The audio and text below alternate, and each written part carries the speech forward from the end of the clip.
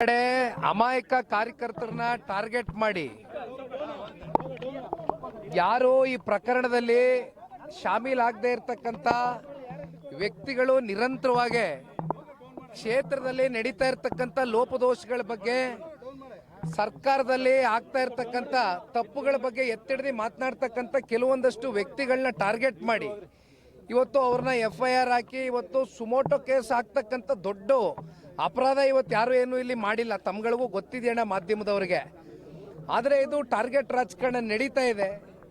ಇದಕ್ಕೆ ಪುಷ್ಟಿ ಕೊಡ್ತಕ್ಕಂಥದ್ದಕ್ಕೆ ಪೊಲೀಸ್ನ ಅಧಿಕಾರಿಗಳು ಕೂಡ ನಾನು ಆಗ್ತಾನೆ ಹೇಳಿದ್ದೀನಿ, ದೇಶದ ಕಾನೂನು ಸಂವಿಧಾನಕ್ಕೆ ಬದ್ಧರಾಗಿ ಇವತ್ತು ಪೊಲೀಸ್ನ ಅಧಿಕಾರಿಗಳು ವರ್ತನೆ ಮಾಡಬೇಕಾಗಿದೆ. ಆದರೆ ವಿಪರ್ಯಾಸ ಸರ್ಕಾರದ ಕೆಲವೊಂದಷ್ಟು ಜನಪ್ರತಿನಿಧಿಗಳ ಒತ್ತಡಕ್ಕೆ ಮಣಿದು ಇವತ್ತು ಇಂಥ FIRಗಳು ನಡೀತಾ ಇದೆ. ಆದರೆ ಒಂದು, ಇವ್ರು ಯಾರಿಗೂ ಕೂಡ ಇಲ್ಲಿ ಜೈಲಿನ ವಾತಾವರಣ ನೋಡ್ತಕ್ಕಂಥದ್ದಕ್ಕೆ ಯಾರು ಅಂಥ ಸಂಸ್ಕೃತಿಯಿಂದ ಬಂದಿರತಕ್ಕಂಥವ್ರಲ್ಲ, ಅಂಥ ಹಿನ್ನೆಲೆ ಬ್ಯಾಕ್ಗ್ರೌಂಡಿಂದ ಬಂದಿರತಕ್ಕಂಥವ್ರು ಯಾರೂ ಇಲ್ಲ.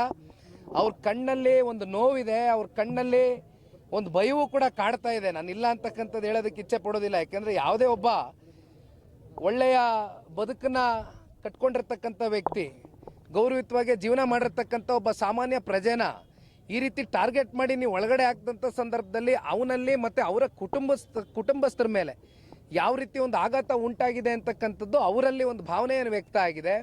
ಹಾಗಾಗಿ ಇವತ್ತು ಅವ್ರಿಗೆ ಭೇಟಿ ಮಾಡಿ ನಮ್ಮ ಶಿಡ್ಲಘಟ್ಟ ರವಿ ಅಣ್ಣವರು, ಈ ಭಾಗದ ಶಾಸಕರು ಮತ್ತು ಮಾಜಿ ಶಾಸಕರಾಗಿರ್ತಕ್ಕಂಥ ಕೃಷ್ಣಾಡೆ ಸಾಹೇಬರು ಸೇರಿ ಅನೇಕ ಜನ ನಾವು ಮುಖಂಡರು ಬಂದು ಅವರಿಗೆ ಧೈರ್ಯವನ್ನು ತುಂಬಿದ್ದೇವೆ. ಅವ್ರ ಮನೆಗಳಿಗೆ ತೆರಳ್ತೇವೆ, ಅವರ ಕುಟುಂಬದ ಸದಸ್ಯರ ಜೊತೆನೂ ಕೂತು ಚರ್ಚೆ ಮಾಡ್ತೇವೆ.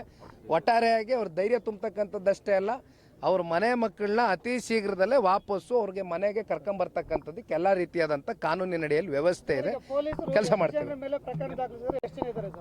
ಈಗ ಒಳಗಡೆ 8 ರಿಂದ 9 ಜನ ಇದ್ದಾರೆ. 8 ಜನ ಇದ್ದಾರೆ. ಈಗ ಸದ್ಯಕ್ಕೆ 8 ಜನ ಇದ್ದಾರೆ.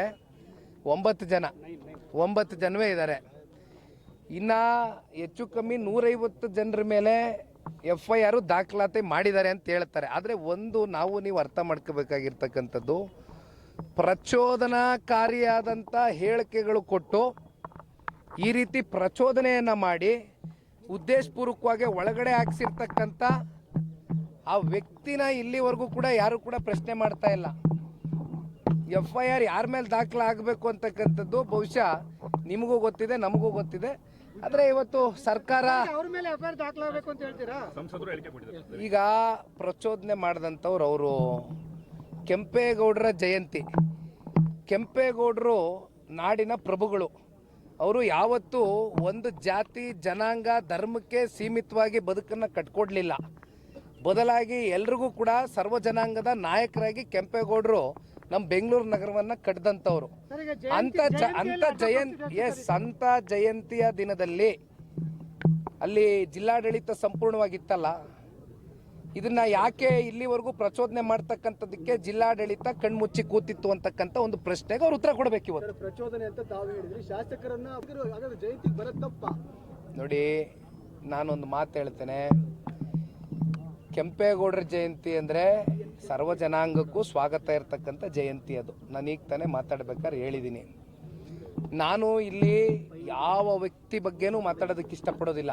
ನಾ ಮಾತಾಡಲ್ಲ, ಯಾವ ಕಾರಣಕ್ಕೂ ಮಾತಾಡಲ್ಲ. ಮಾತನಾಡ್ತಕ್ಕಂಥವ್ರು ಮಾತನಾಡ್ತಾರೆ.